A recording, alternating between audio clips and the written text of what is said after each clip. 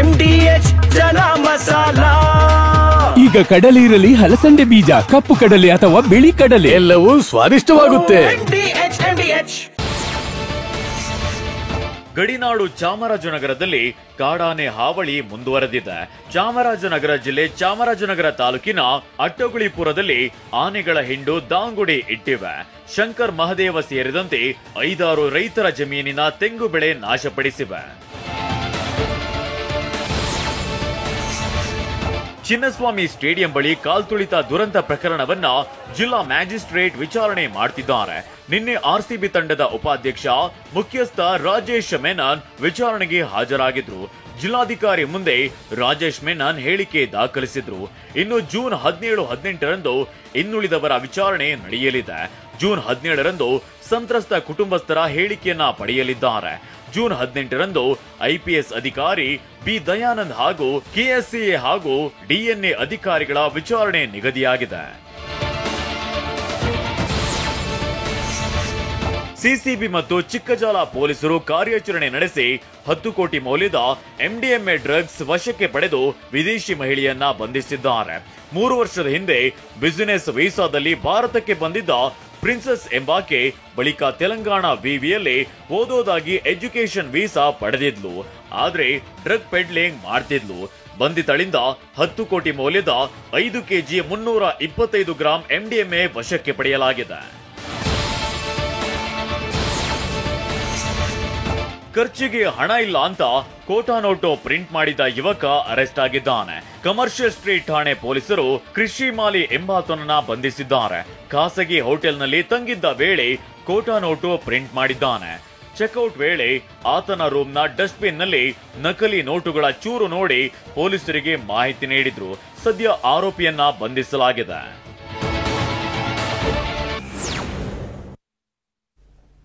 ಮೊಳಗಿದ siren, ಕಾಶ್ಮೀರದ ಅರಣ್ಯದಲ್ಲಿ ಕಾಡ್ಗಿಚ್ಚು ಧಗಧಗ. ಎಲ್ಲ ಸುದ್ದಿಯನ್ನ ನೋಡೋಣ ದೇಶ ವಿದೇಶ ನ್ಯೂಸ್ ಟಾಪ್ 9ನಲ್ಲಿ. ಗುಜರಾತ್ನ ಅಹಮದಾಬಾದ್ನಲ್ಲಿ ಸಂಭವಿಸಿದ ವಿಮಾನ ದುರಂತವು ಸುಪ್ರೀಂ ಕೋರ್ಟ್ ಮೆಟ್ಟಿಲೇರಿದೆ. ಸೌರವ್ ಕುಮಾರ್, ಧ್ರುವ್ ಚೌಹಾಣ್ ಎಂಬ 2 ವೈದ್ಯರು ಸುಪ್ರೀಂ ಕೋರ್ಟ್ನಲ್ಲಿ ಸಾರ್ವಜನಿಕ ಹಿತಾಸಕ್ತಿ ಅರ್ಜಿ ಸಲ್ಲಿಸಿದ್ದು ಸುಮೋಟೋ ಪ್ರಕರಣವನ್ನಾಗಿ ಪರಿಗಣಿಸಿ ವಿಚಾರಣೆ ನಡೆಸಬೇಕು ಅಂತ ಮನವಿ ಮಾಡಿದ್ದಾರೆ. ಇಷ್ಟೆಲ್ಲ ನಿವೃತ್ತ ನ್ಯಾಯಾಧೀಶರಿಂದ ನ್ಯಾಯಾಂಗ ತನಿಖೆ ಮಾಡುವಂತೆ ಮನವಿ ಸಲ್ಲಿಸಿದ್ದಾರೆ. ಅಹಮದಾಬಾದ್ನಲ್ಲಿ ಸಂಭವಿಸಿದ ವಿಮಾನ ದುರಂತ ಕುರಿತು ಮಾತನಾಡಿರುವ ನಿವೃತ್ತ lieutenant colonel John Livingstone, Boeing ವಿಮಾನ ಸಂಸ್ಥೆ ವಿರುದ್ಧ ತನಿಖೆ ಮಾಡಬೇಕು. ಯಾಕಂದ್ರೆ ಬೋಯಿಂಗ್ ವಿಮಾನದ ದುರ್ಘಟನೆ ನಡೀತಾ ಇರೋದು ಇದೇ ಮೊದಲಲ್ಲ. ಇಂತಹ ಘಟನೆಗಳು ಕಳೆದ 15 ವರ್ಷಗಳಿಂದ ನಡೆಯುತ್ತಲೇ ಇವೆ. ಹೀಗಾಗಿ ಬೋಯಿಂಗ್ ವಿರುದ್ಧ ತನಿಖೆ ಮಾಡಿ ಅಂತ ಒತ್ತಾಯಿಸಿದ್ದಾರೆ. ಮಹಾರಾಷ್ಟ್ರದ ರಾಜಧಾನಿ ಮುಂಬೈ ಮಹಾನಗರಿ ಈಗ ವರುಣನ ಕಪಿಮುಷ್ಟಿಯಲ್ಲಿ ಸಿಲುಕಿದೆ. ಅದ್ಯಾವ ಪರಿ ಅಂದ್ರೆ ಇಡೀ ಮುಂಬೈ ನಗರವೇ ಮೋಡದ ಕಪ್ಪು ಹೊದಿಕೆ ಹೊತ್ತಂತೆ ಕಾಣ್ತಾ ಇದೆ. ಎಲ್ಲಿ ನೋಡಿದ್ರೂ ಮೋಡ ಕವಿದಿದೆ. ಆಗಾಗ ಮಳೆ ಸುರಿತಾ ಇದೆ. ಒಂಚೂರು ಬಿಸಿಲು ಕಾಣಿಸ್ತಾ ಇಲ್ಲ. ಹೀಗಾಗಿ ಬಾಂದ್ರಾದಿಂದ ಹಿಡಿದು ಓರ್ಲಿ, ಸೀಲಿಂಕ್, ಮರೀನ್ ಡ್ರೈವ್ ಹೀಗೆ ಇಡೀ ಮುಂಬೈ ಮಹಾನಗರಿ ಮೋಡದ ಮರಿಯಲ್ಲಿ ಸರಿದಂತೆ ಕಾಣ್ತಾ ಇದೆ. ಜಮ್ಮು ಮತ್ತು ಕಾಶ್ಮೀರದ ಅರಣ್ಯದಲ್ಲಿ ಕಾಡ್ಗಿಚ್ಚು ಧಗಧಗಿಸ್ತಾ ಇದೆ. ರಿಯಾಸಿ ಜಿಲ್ಲೆಯ ಭಾಗ ಗ್ರಾಮ ಪ್ರದೇಶದಲ್ಲಿ ಬೆಂಕಿ ಆವರಿಸಿದೆ. 100 ಹೆಕ್ಟೇರ್ ಅರಣ್ಯ ಭೂಮಿ ಸುಟ್ಟು ಭಸ್ಮವಾಗಿದೆ. ಬಲವಾದ ಗಾಳಿಯಿಂದಾಗಿ ಬೆಂಕಿಯ ಕೆನ್ನಾಲಿಗೆ ವೇಗವಾಗಿ ಹರಡ್ತಾ ಇದೆ. ಅರಣ್ಯ ಇಲಾಖೆ ಮತ್ತು ಅಗ್ನಿಶಾಮಕ ದಳ ಸಿಬ್ಬಂದಿ ಬೆಂಕಿ ನಂದಿಸೋದಕ್ಕೆ ಪರದಾಡುತ್ತಿದ್ದಾರೆ. ವಿಶ್ವ ಟೆಸ್ಟ್ ಚಾಂಪಿಯನ್ಶಿಪ್ ಗೆದ್ದು ಇತಿಹಾಸ ಬರೆಯೋಕೆ ಸಜ್ಜಾದ ದಕ್ಷಿಣ ಆಫ್ರಿಕಾ. ಇಂಗ್ಲೆಂಡ್ ವಿರುದ್ಧ ಟೆಸ್ಟ್ ಸರಣಿ ಆರಂಭಕ್ಕೂ ಮುನ್ನ ಕೋಚ್ ಗಂಭೀರ್ ವಾಪಸ್. ಸಂಜು ವೆಟ್ಸ್ ಗೀತಾ 2 ವೀಕ್ಷಿಸಿದ ಸಂಘಟನೆಗಳು. ಎಲ್ಲ ಸುದ್ದಿಯನ್ನ ನೋಡೋಣ ಕ್ರೀಡೆ ಮತ್ತು ಸಿನಿಮಾ ನ್ಯೂಸ್ ಟಾಪ್ 9ನಲ್ಲಿ.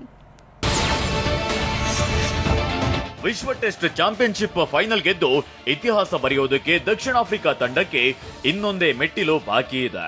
ಲಂಡನ್ನಲ್ಲಿ ನಡೆಯುತ್ತಿರೋ ಆಸ್ಟ್ರೇಲಿಯಾ ವಿರುದ್ಧದ ಫೈನಲ್ನಲ್ಲಿ 3ನೇ ದಿನದಾಟ ಮುಗಿದಿದ್ದು ಮೊಟ್ಟಮೊದಲ ಬಾರಿಗೆ WTC ಫೈನಲ್ ಗೆದ್ದು ಇತಿಹಾಸ ಸೃಷ್ಟಿಸಲು ದಕ್ಷಿಣ ಆಫ್ರಿಕಾಗೆ ಕೇವಲ 69 ರನ್ಗಳ ಅವಶ್ಯಕತೆ ಇದೆ.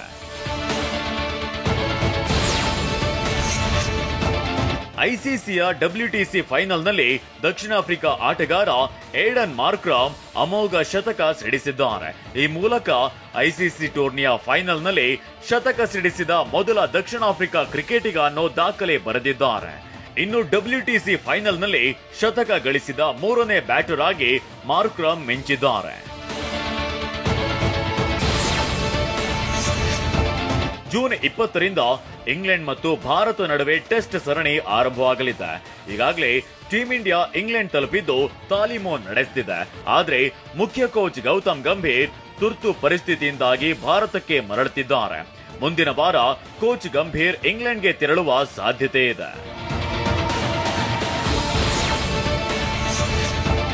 ಲಂಡನ್ನಲ್ಲಿ ನಡೆಯುತ್ತಿರೋ WTC ಫೈನಲ್ನಲ್ಲೂ ಅಹಮದಾಬಾದ್ ವಿಮಾನ ದುರಂತದಲ್ಲಿ ಮೃತಪಟ್ಟವರಿಗೆ ಸಂತಾಪ ಸೂಚಿಸಲಾಯಿತು.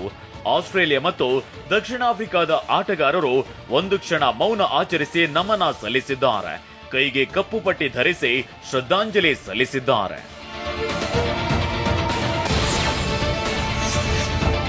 ಶ್ರೀನಗರ ಕಿಟ್ಟಿ ಹಾಗೂ ರಚಿತಾರಾಮ್ ಕೆಮಿಸ್ಟ್ರಿಯಲ್ಲಿ ಮೂಡಿ ಬಂದಿರೋ ಸಂಜು ವೆಡ್ಸ್ ಗೀತಾ 2 ಸಿನಿಮಾಗೆ ಎಲ್ಲೆಡೆ ಉತ್ತಮ ರೆಸ್ಪಾನ್ಸ್ ಸಿಗ್ತಿದೆ.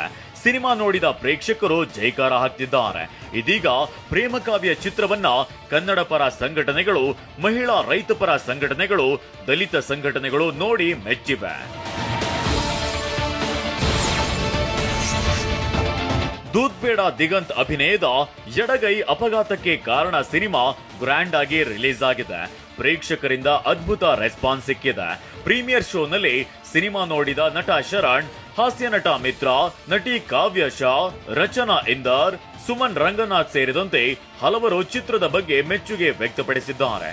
ನಿರ್ದೇಶಕ ಸಮರ್ಥ್ ಡಾರ್ಕ್ ಕಾಮಿಡಿ ಮೂಲಕ ಸಿನಿಮಾವನ್ನ ಕಟ್ಟಿಕೊಟ್ಟಿದ್ದಾರೆ. ಶಿವರಾಜ್ ಕುಮಾರ್ ಅಭಿನಯದ 45 ಸಿನಿಮಾ ಆಗಸ್ಟ್ 15ರಂದು ರಿಲೀಸ್ಗೆ ರೆಡಿಯಾಗಲಿದೆ.